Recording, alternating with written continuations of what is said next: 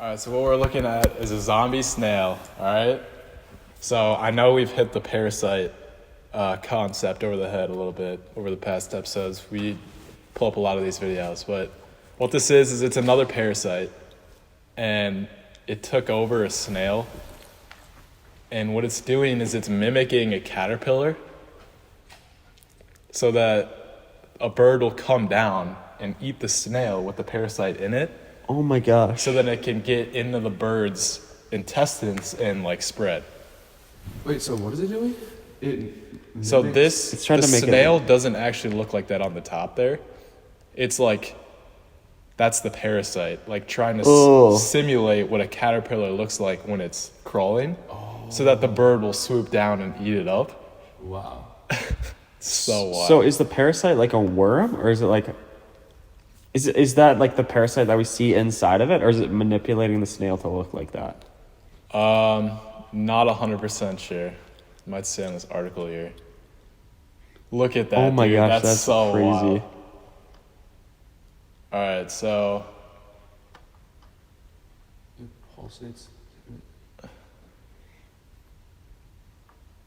doesn't say whether or not. I'm guessing that's the parasite itself, because I don't think snails look like that usually.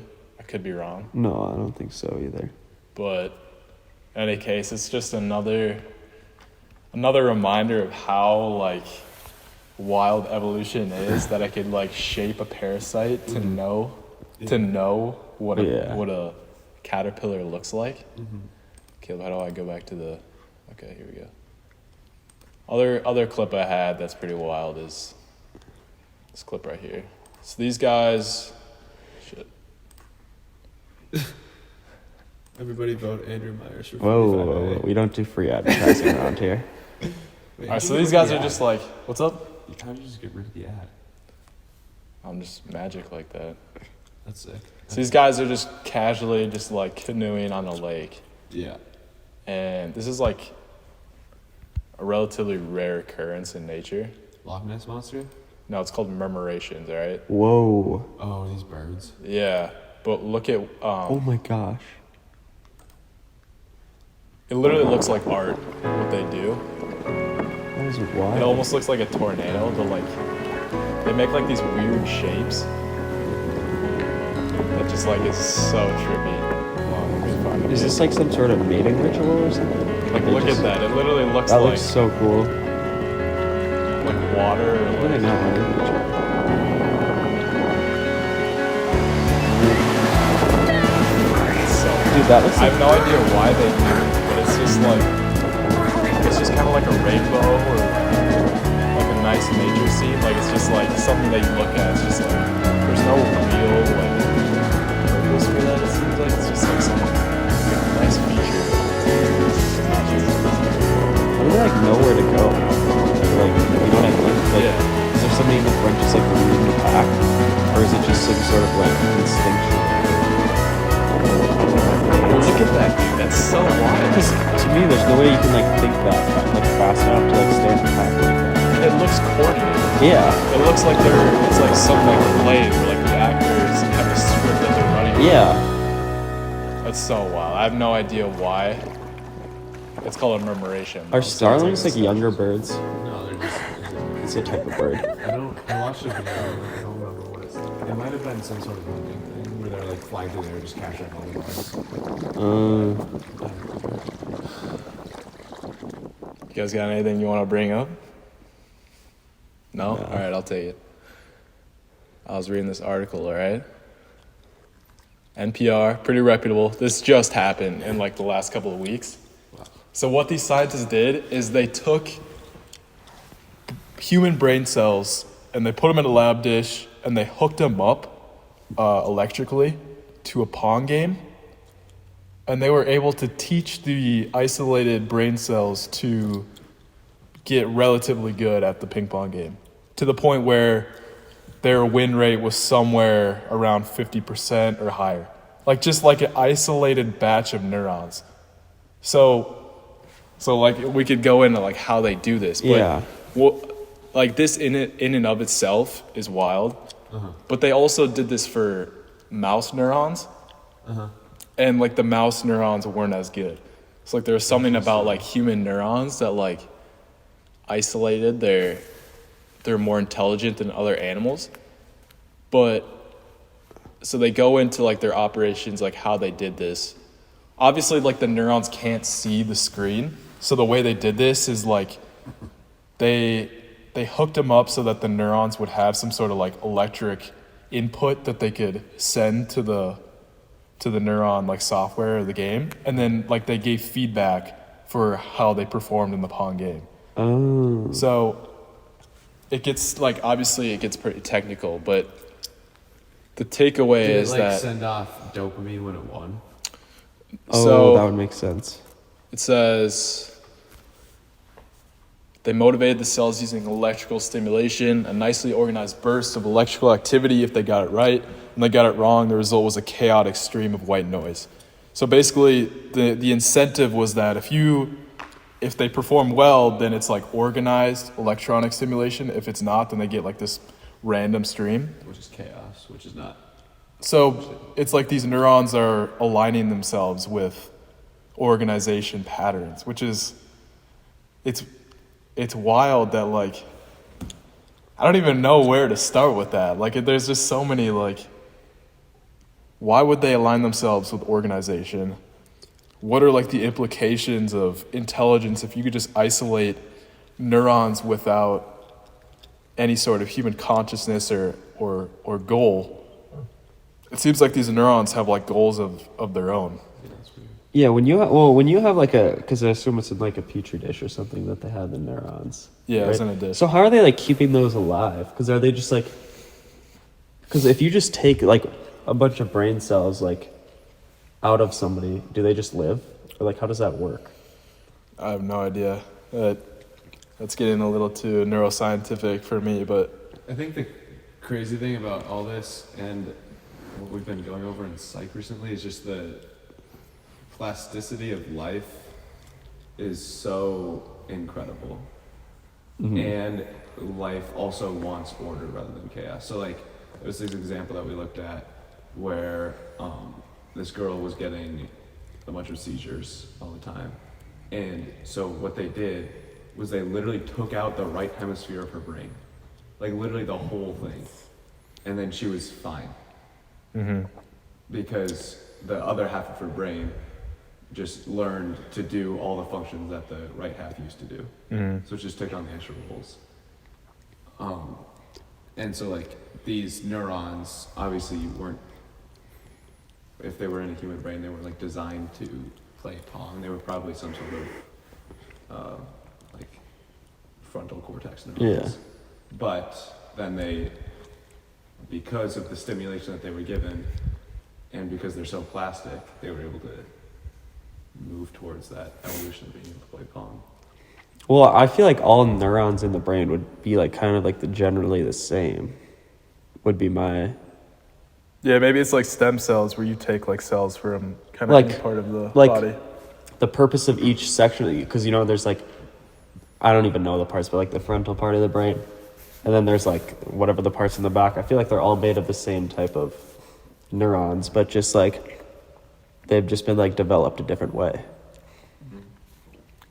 But this to me just like reinforces the idea that like we are our brains, but we're also not. Because like going back to what you said about psych, you take a piece of the brain out and you completely change the person's personality and how they're able to function. Sometimes. But like in that case it didn't. They took out the entire half. Well, yeah, it depends on the part or the piece, but yeah, but then also you take out those neurons and it almost seems like they have a life of their own in a certain way, or they're like, intelligence isn't us, I guess, based on this. Like it makes you wonder like to what extent neurons are just acting out of their own accord, and we feel like we have free will, but really it's just neurons aligning themselves with Like we're just organization. meat sacks that the neurons are parasites that have Yeah, like who's in control here then? It looks like the neurons might be running their own show a little bit. No, that's definitely something I think about a lot though, because it's like, if what's controlling the neurons is just like the input of electricity or whatever, like what's to say that you are actually like in control enough to like make your decisions? Like, is the electrons just coming in and that's what's making your decisions? Yeah, like maybe we're just the result of like electricity flowing through the neurons, and well, because they've shown that like if you electrically stimulate like the amygdala or certain parts of the brain, you'll become more like dominant or more like aggressive, more prone to negative emotion. And it's like if we're just like the result of like electric stimulation, then it's, you know, how much control do we really have? Yeah. But You know? the other thing is you can control through, like over time, you can control what your brain turns into. Like if you have a really active amygdala, you can train your brain through meditation to lower the activity of your amygdala. Yeah. So it's not just like the input, because, well, and also this is weird because you're thinking about, you can just tell your brain to do something, which is a thought. So like, where does that thought come from? Well, like maybe this is where I'm going to counter that and say like, what if that counter thought came like from itself? So it's like you have this thought in your brain, and then a different thought is a result of that thought. Like you know what I'm trying to say though? Each thought you have is a result of your experiences, right? So if you have certain experiences, you're like destined to have a certain thought, which will affect like how you act in the future. So you're saying thoughts are like the result of like outside? Yeah, I would say your thoughts are definitely influenced by your outside world. Like if you were never in a certain situation, like say you're like walking, this is kind of random, but like say you're walking down the street and you see like a taco truck, you're like, no, I want a taco. Mm-hmm. If you'd never seen the taco truck, you wouldn't want the taco. So it's like, I think it's pretty agreeable to say that like your thoughts are definitely influenced by your environment. Well, of course, and when a certain neural pathway is stimulated, Yeah. then that becomes the way that you're thinking at that moment. Yeah. And so your memories stimulate neural pathways, and so that influences your thought. The other thing is they do these experiments, or they've done them in the past rather, where they will prime you with a certain word. So if you prime someone with the word Good Samaritan, or you talk about you tell stories of like Good Samaritan, like just like Christian stories or whatever, you prime their brain for that. If they go, then they like send them through a walk to a lecture where they're late, so they're stressed out or whatever. I'm pretty sure I could be mixing two experiments with one, but the point is that if they're primed for the Good Samaritan, whatever, then they're more likely to stop and like help someone out. And then also if you prime someone's brain with like the words like old, aged, wrinkly, stuff like that, then they've measured that they're more likely to walk slower. Oh, wow. And they're not even thinking about that. It's just like those words kind of like, I don't even know what the process is, but it like stimulated different thoughts, different perceptions of yourself, different feelings. And it's like, to what extent are we just being subconsciously primed for everything? Like, could it be that our thoughts are just the result of outside events, and we rationalize in our heads some narrative where we're actually in control? Because they've shown that you do that, like in the split brain experiments where you act and then your consciousness makes up a story. To what extent are we just always making up a story where actually we're being influenced by outside events? Yeah. Well, yeah, it's hard to say. I mean, It's an unanswerable question. It's just like, it gets so deep the more you think about it. but with the, what's it called? The Good Samaritan thing, it's just once again, like, you're activating a neural pathway. So when you hear the word or see the phrase Good Samaritan, then that activates the memory of the story that probably everybody's heard, where, this man stops to help somebody on the street, even though all these other people passed him by. And so you're thinking these thoughts of like it's stimulating all these things about charity, goodness. And so then when you see somebody that needs help, then even though you're not thinking like, oh, Good Samaritan, I should be the Good Samaritan right now, all these neural pathways are firing where you're thinking about goodness and charity, so then you stop to help that person. Mm-hmm. So it's just like, I guess that's all that a reminder is. I don't know, it's kind of weird because you think of, like, we know that when you remind somebody of something, then they think of that thing, but then you learn all these things about brain chemistry, and maybe you're like, is that person actually thinking about that thing, or is it just neurons firing? But I guess that's what thinking is. It's just all so weird. The other thing is, the consciousness is like a never-ending, like, stream. So if you guys have ever meditated, what you can do is you can pull yourself out from your regular consciousness, and you can look at your thoughts passing by, your feelings passing by, sensations and all that. But then you could also be aware of you being aware of those thoughts, right? Because like, Yeah. I pull away from my thoughts and I take a stance that's back a little bit. But then I'm also aware that I took a step back. So what is it that's being aware of that stepping back? And I'm also aware of that too. You know what I'm saying? Yeah. It's like so hard to articulate, but there's like it like never ends. Like consciousness is being conscious of itself. And it's like, number one, like where are we in that thing?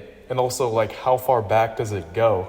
I think it kind of proves that that is you, because you can't separate you from yourself. So like when you try to separate yourself from your thoughts, like yes, your thoughts aren't the entirety of you, but you can't completely separate yourself from your thoughts. Right. But I'm not even talking about thoughts, I'm talking about awareness. So the awareness that's aware of those thoughts, it distances itself, right? It pulls back and it looks at it. But there's also an awareness that it pulled back. And you could also look at that awareness that pulled back. So then you're pulling back from that. You know what I'm saying? Yeah. It's trippy to think about because it's like there's these divisions of awareness that like split and keep going back and being aware of that thing, like keep pulling back. I might not be making sense. You kind of have to like meditate a little bit to see what I'm talking about, but it's just a weird aspect of consciousness. That's wild. But in any case, we're talking about like subconscious priming, all that. Mm-hmm. There's this guy, his name is Edward Bernays. He was alive during the 20th century, and he's known as the godfather of propaganda. Okay? That's the father of public relations. And not many people know about him, but his theories influence the way that governments use propaganda. So like the Nazis took elements of his like he wrote this manifesto on propaganda that Nazi officers used, and America used too. All these governments took elements of that, implemented it into their media's public relations strategy rather. Corporations took it, and he literally like gave birth to the public relations position, right? And he had all these campaigns where he helped corporations, and we could go over them, but he was the nephew of Sigmund Freud. Oh. So he learned, I believe he had contact with Freud. He learned about psychology from that. But then instead of taking the path that Freud took of helping the human psyche, he took a detour and he went into Control. how can I exploit this for cash? So his life is wild. There are so many stories that we could go over here. But an example of one of the things that he did, so he worked for a bunch of industries. He worked specifically for the tobacco industry. So when cigarettes were popular, people were smoking them a lot. It was considered non-feminine for women to smoke cigarettes. Mm-hmm. So he ran this campaign called the Torches of Freedom campaign. It was his first big campaign. And he pushed cigarettes as like a symbol of like increased women's rights, increased women asserting themselves, and it was part of like the feminist movement, and like they were known as torches of freedom. So they literally pushed it everywhere, and it became like a huge element of like the feminist movement. And it's just like there's a bunch of cases like that where he was just like so good at manipulating people in ways that they didn't realize. What? It's a battery. Almost. Okay. That's fine. We can just. Should we just go until it runs out of battery? Yeah, we just go until it runs out. All right, what were you saying? Torches of freedom? Yeah, it's just this one guy had so much of an influence on the American psyche, and he changed things. He was pulling strings that people didn't realize were being pulled. Well, I think certain people just have such a like good understanding of others that they're just like so influential. Like that makes me think about people like Andrew Tate, and he just knows what people like if you want to have influence over people, you need to like understand their motives and their goals, I would say.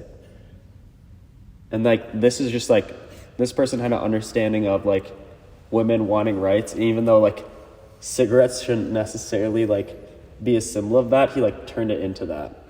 You know what I mean? Yeah. Another thing, I'm just reading this off here. He apparently he was responsible for how popular bananas are today. So he placed them strategically in the hands of celebrities in hotels and other conspicuous places. Said United Fruit needed to put a positive spin on the banana growing countries. Like he was apparently in charge of popularizing a fruit that's like still one of our most popular today. Another thing that he did was he was working for the U.S. government. So I forget which president it was, but they were known for being like not very popular with the people, kind of older, kind of lame. So he staged like the first PR event where like the president had lunch with a bunch of celebrities. So he was literally everywhere. He was the man. And it's just like, I don't know. It's wild how much influence he had. There's some crazy research going on right now in terms of just biology and medicine. And so one of these things is called regenerative medicine. So basically, the goal is to get humans to regrow limbs/organs or to replace organs that are faulty, right? Mm-hmm. So one way they're trying to do this is by synthetically manufacturing tissue, right? So they're actually able to pretty accurately create new tissue that works. Like they're able to create a new liver, so you don't have to get it donated, but you can just get the tissue that forms an organ and then you can put it in your body. So that's crazy. But the other way that they're at least trying to be able to regenerate the human body is just by stimulating the stem cells basically to naturally regrow the thing, right? So we started as one cell and our body figured out how to grow an entire body. That one cell figured out how to grow an entire human body with dozens of working organs, 4 limbs, like 10 fingers, 10 toes, all these things perfectly, and it knew when to stop, right? So that's really important as well. And there are also other animals, like salamanders, that are able to, like you chop off its arm and it regrows it, like Deadpool, right? So basically the research is trying to figure out how do we get that to happen in humans? Because we know that it can be done, right? Because we did it when we were babies. And so our cells are capable of doing that. They have the information. It just has to be somehow stimulated as if you were a baby to start regrowing this arm again. So that's basically the research that's happening. And they're doing some experiments on worms I don't remember what this type of worm is called, but basically they're able to manipulate it in tons of ways. So they chop the worm in half, and then it regrows its tail end or whatever.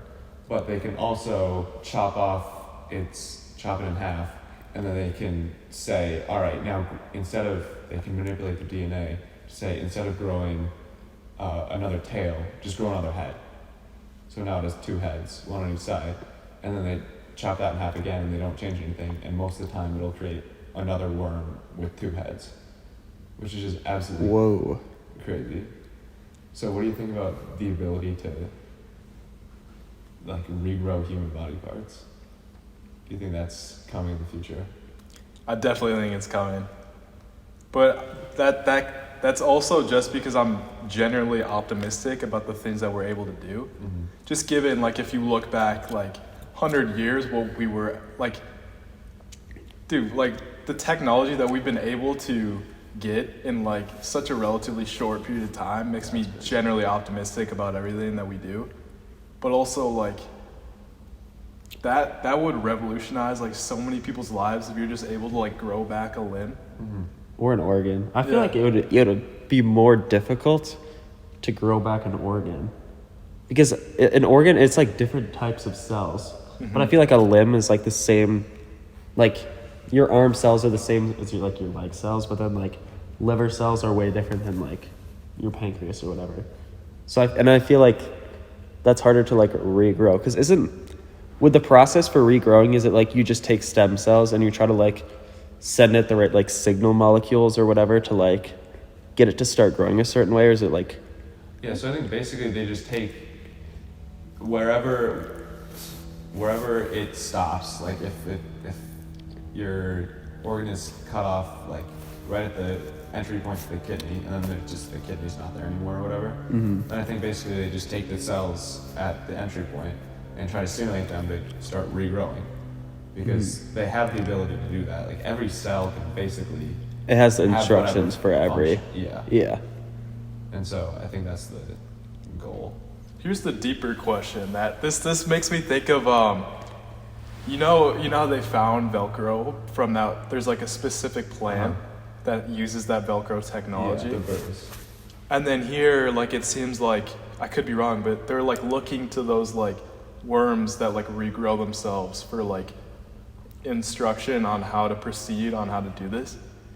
It seems almost like there's like this vast like intelligence, this like mother nature figure that like knows how to do things, has all the answers, and like humans are just like kind of like proceeding like without a lot of certainty, and like we're looking to like nature as like a guide. It seems like nature has like a lot of these deeper answers that like humans haven't quite figured out yet.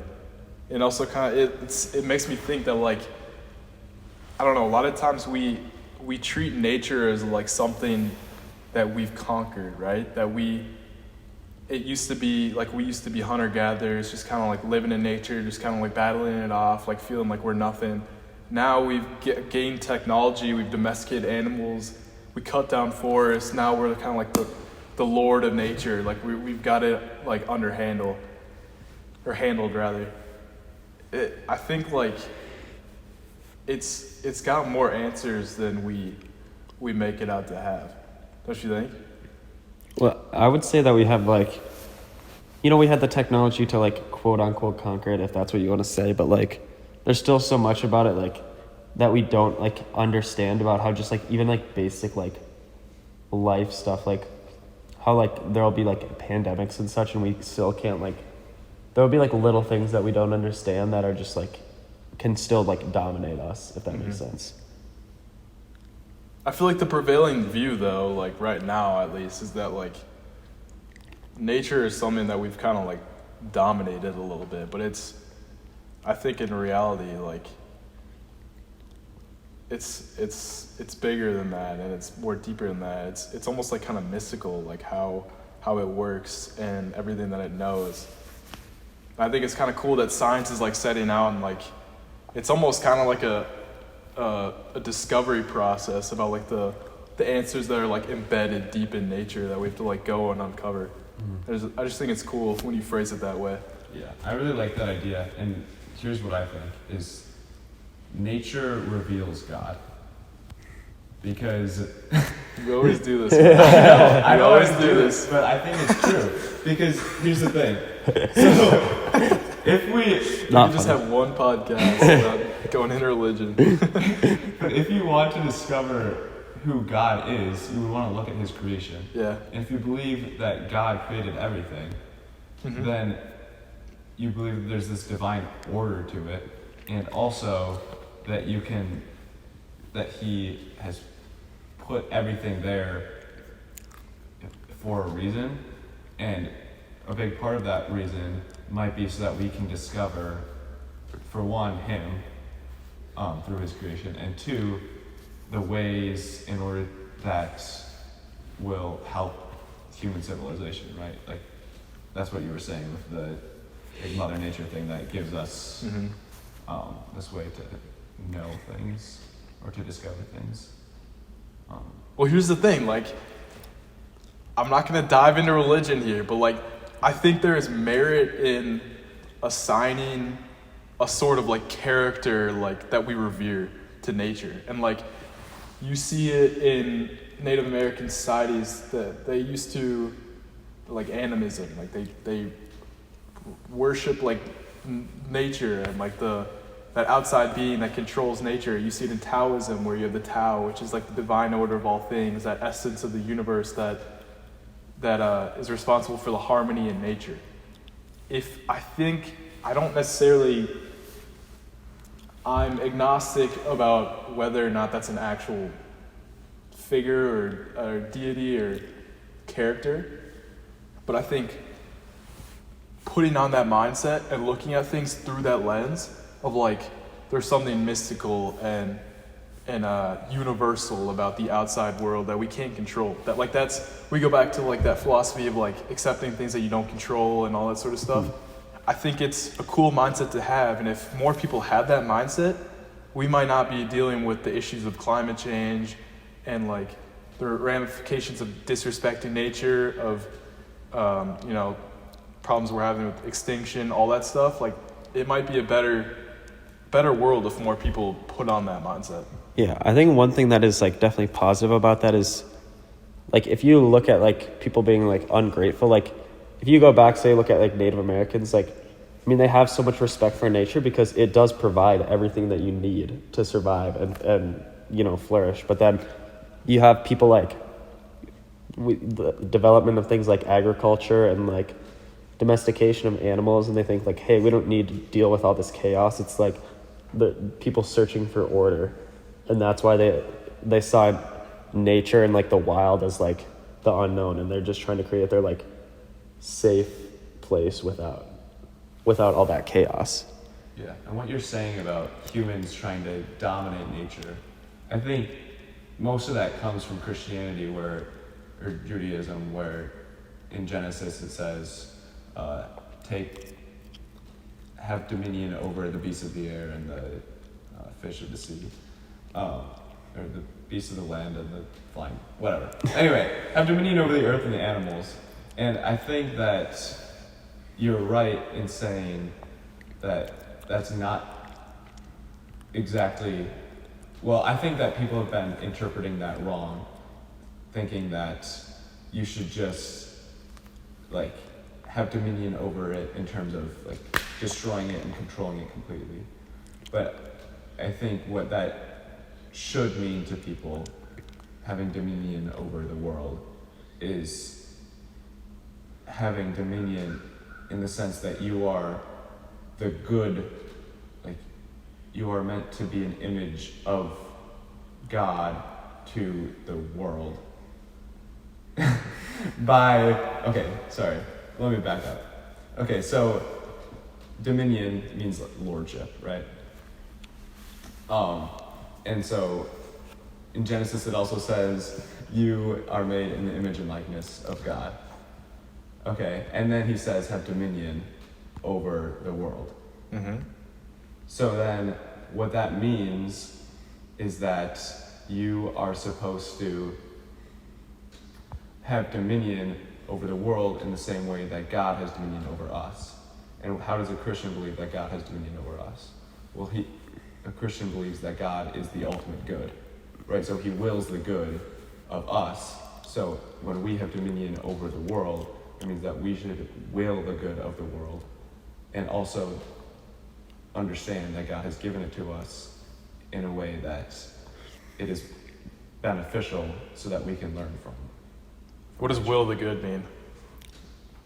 Well, okay, so you brought up climate change, so like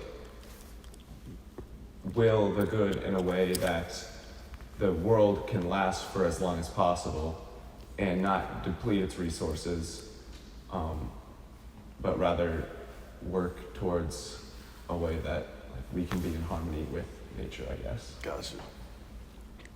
Yeah. All right, well, I agree with that. But let's take it a step deeper. I think the prevailing view in the Western world is that, like we're talking about like dominating nature and like asserting yourself, and like we feel like we're the masters of, and not always, not everyone, but a lot of times we feel like we're the masters of the environment. Mm-hmm. It almost feels like we think that like the ideal man in our society is like the one who's like, he's out there striving, he's out there like problem solving, he thinks through his problems, he's trying to dominate, it's back to that theme of like dominating and asserting yourself. One thing that I've kind of been like reading about is like kind of like this ancient Eastern view, which is like you see it in like Taoism. There's this book, the Tao Te Ching, which is like it's like the Bible of Taoism. And it's like this view that when you read it, it seems so foreign because we're so used to, if you want to make it anywhere in the world, you have to set out and try. You have to attempt to do what you want to do. You have to assert yourself. Taoism says, no. Like the way to succeed is to, like they talk about non-activity, of passivity, of being like water, of not trying, and in that way succeeding.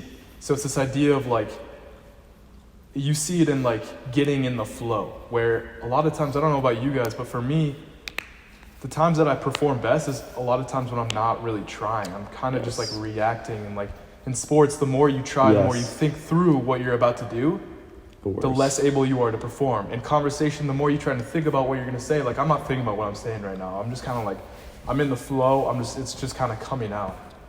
Like it's weird because there's two polarizing views, it feels like. And there's also like, as people, we have to figure out where that line is between, okay, when do we try and think through our issues, try and analyze, try and go out there and try, and when do we try and just let go, get out of our own way and let things happen? It's like this weird line that like we kind of got to figure out. Yeah, and I think that line can definitely vary from like depending on the activity, because I feel like for me personally, like there's certainly things where like if I like try so hard to make something happen, like it doesn't happen. But then there are also things where I'll be like, oh, I'll sit back, I'll just like let things come into place, and then like things basically don't necessarily turn out how you want, and it's kind of just like figuring out like what are the things that I need to like go out of my way and like make this happen, and what are things that you just need to like accept and kind of like let happen to you, in a sense. I would say that's like top 5 things that you need to learn. It's like where that line is. Yeah. Agreed. When to let go, when to take control. Yeah. It's hard to know. One thing also that I saw in terms of nature and just the progression of science is this really cool invention that comes from, it's like an agricultural invention. So we had the first agricultural revolution, obviously, which was the beginning of farming. We had the second agricultural revolution, which was the introduction of like horses and livestock, right? and then the third agricultural revolution Sorry. My bad. was the green revolution, right? Yeah. So I think that we're on the brink of the fourth agricultural revolution. Roman, can you go? Yeah, can you go to that one? And so this robot, you can see from the title, Sniper Robot shoots 500,000 plants per hour with 95% less chemicals. Right, so normally how chemicals work in farming is you just go over the entire plot of land and you just spray everything with chemicals, right? Like Roundup. Yeah, basically. But with these huge tractors, and it's just like, but with this robot, introducing robotics into farming, let's put it in video. So the robot is going over entire swaths. So that's what it used to look like, Okay. where it's just spraying chemicals on the entire farm. But this robot is going over the farm like that with the big. So there's cameras inside of those, I don't know, trough things. Mm-hmm. And then they're looking at the plants and they're identifying, okay, this is a plant that we want or this is a weed. Okay, and then it has thousands of tiny little sprayers inside of there where it instantly recognizes if it's a plant that we want to grow or a weed. And if it's a plant that we want to grow, it sprays it with fertilizer. Yeah. And if it's a weed and it identifies it as such, then it squirts it with a chemical that will Yeah. kill it. Mm-hmm. So it uses, instead of spraying the whole thing with chemicals, it's just spraying individual tiny squirts of chemicals directly at the spots where you want it to die, and little squirts of chemicals directly at where you want it to thrive. Yeah. So that's just like, I thought that was super cool. And you're able to farm so much more efficiently with so much less money, besides the fact they have to pay for these Yeah. huge things. But it's so much more efficient and better for the environment rather than Just spraying everything. Yeah, exactly. I think that is kind of one area that like farming and is kind of like headed now, because like I feel like maybe like 20 years ago when like I feel like health is becoming more of a like priority in a lot of people's lives now. I would say like people are really trying to look at like what you're eating, and like the whole argument of like organic versus like non-organic and like whether it's sprayed with what chemicals or not is like something that people are starting to care about more. Because I think in the past it was just like grow as much food as we can for as cheap as possible. And now people are kind of looking at like, okay, am I eating something that has like toxic chemicals in it? And this is kind of something that would maybe help reduce that or make that type of like eating organic less expensive. Yeah. The other thing I was thinking about with this kind of machinery is that farming is probably the biggest expenditure of water. I don't know if that's entirely true, but so much water is used for farming, right? Like you have these huge sprayers that just like spread water all over the place. But with a machine like this, you could look at where the roots are and just target exactly that spot and spray it with a little bit of water in each root. And then you'd use probably 80% less water and achieve the same, if not better, results. Because you're not wasting the water on all these, first of all, on weeds. You're not growing weeds with the water that you have. And two, the water's not just dissipating into the earth. It's being used precisely to grow these plants. That's cool. Yeah.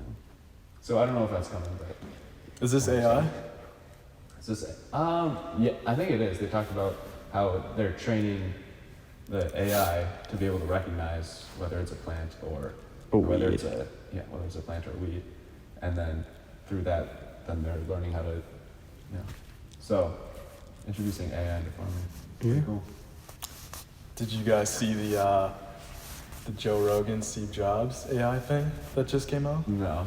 Okay, this is wild. So what they did, I believe this is OpenAI, which is like a company right now that's revolutionizing Elon Musk. AI.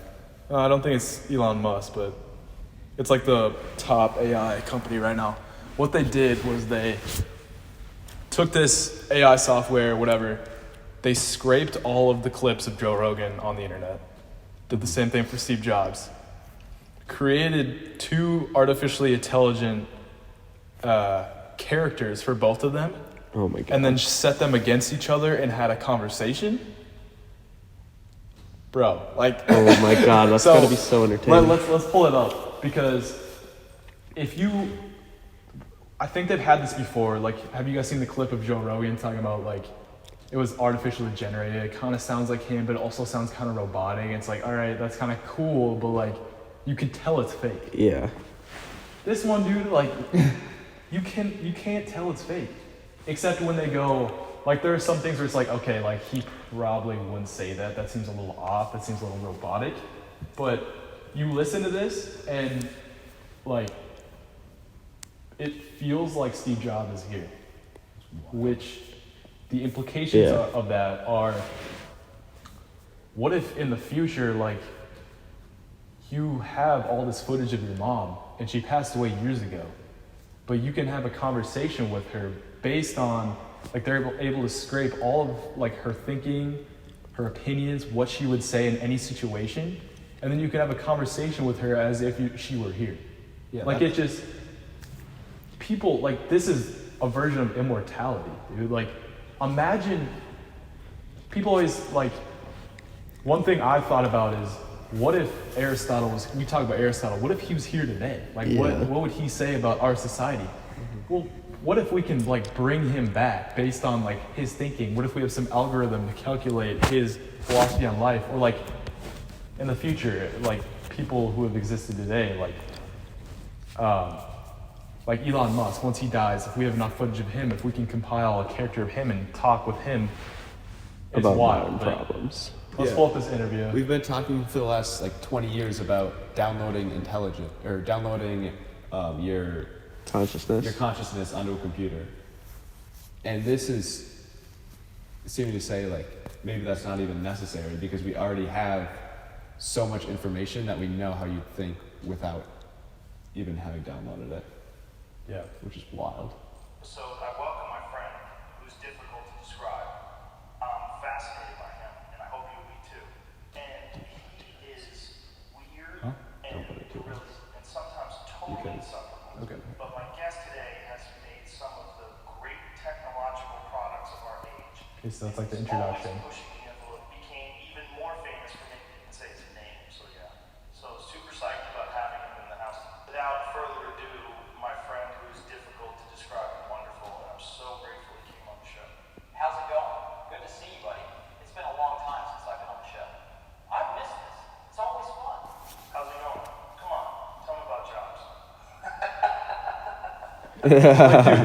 They didn't program that. That just arose out of its own. So they, like, had an algorithm, and then the AI came up with, like, that joke right there, like that weird, like, joking moment. And like the other AI found it funny. Yeah, it knew enough about human interaction to know that, like, hey, like, people joke when they're first, like, getting on the podcast. Yeah. This stuff happens. Like, that just arose out of the algorithm. That wasn't, like, something that the programmers did. So there's all these instances of, like, weird, like, human conversation quirks that, like, you would not expect an AI algorithm to know about. Which is, like, it's just wild, dude. And it's coming. Like, it's here. Like, the AI revolution is literally here. And it's weird that we're, like, on the frontier of it. And, like, there are instances where it's, like, it's going to change everything for the better with, like, farming you were talking about. But there's also instances where it's, like, this is cool, but do we want this kind of capability? Like, imagine Caleb calls me, I pick up my phone, and he's talking to me, and he's like, he's like, here, meet somewhere. And it's like, how do I know that that's actually you? You know? Because if they can generate your voice and your talking style from, like, how far can it go where at what point do we not know what's real and what's not? Yeah, in terms of like a security perspective, where they're able to just harvest your data and then pretend that, or what's it called, identity theft. Mm-hmm. That's just gonna be so much more possible, and that's scary. I never thought about that. Yeah, I think one way, there's definitely a lot of different ways that could go, because it could be like, oh, let's like preserve like a really smart person of the time. So like, let's say like we have some big crisis. It's like, let's just ask Albert Einstein what he would do in this situation. Because it's like, to me, this more seems like it's just like emulating their speaking style, and like their speaking style and their like general thoughts. But like, could you get it to a point where it's like, your recompilement of that person is like a deep like understanding of like their mental like model and like how they think of things. Yeah, I think that definitely could be a place. Are you looking at what's it called? You guys heard about this? Yeah. This isn't the one. But No, it's called. It's from OpenAI. Yeah. OpenAI is doing everything right now. Yeah. But in any case, what they do is, like, you're able to just say, like, Mozart riding a horse in the Starry Night style. And it'll just create an image, like, in Van Gogh's Starry Night type style, with, like, the blues and the yellows and, like, the impressionist style of Mozart riding a horse. Like, it's just able to generate that image. And then you can keep generating it, and it'll do, like, different iterations. Yeah, that's so weird. Yes. Like- One of the ideas is you could create an entire. Oh, it's called DALL-E. That's right. So DALL-E 2 is what this program is called. Okay. Look it up. But you could create an entire movie by just saying, eventually probably, just saying, battle scene with this and this and this, and then like literally anybody could create an entire movie. That looks real, dude. Like, look at that. Look at the one on the far right. Like, that was just generated by AI. That looks like real, like something you would see on a city street. Yeah. So when I like to think about AI and all the jobs that are being lost from AI, an argument that like I've heard and that I like to think about is like, well, yeah, like some people might lose their jobs, like farmers. Like a lot of farmers might lose their jobs, but it opens up the way for creative jobs. And as a human, that's really what you want, is you want somewhere where you can express yourself creatively. Creatively.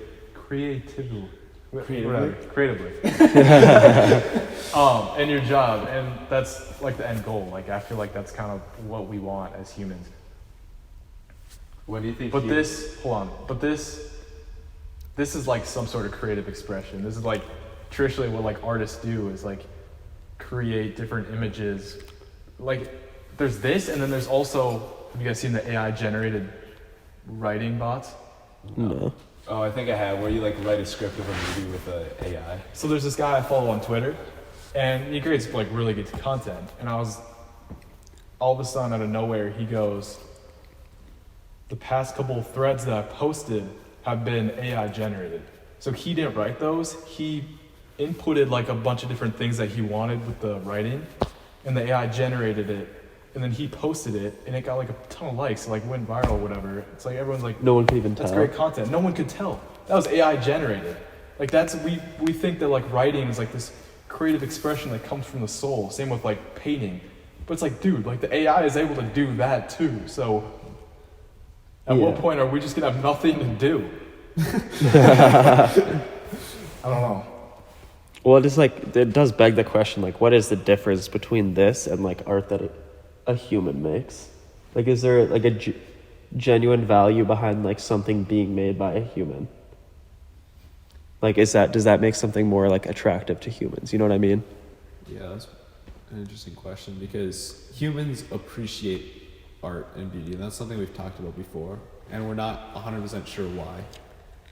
But Is it different if AI makes it? yeah, Is that still beautiful? right? Because an AI doesn't have the ability to appreciate it in the same way that a person does, and so the creativity, it's not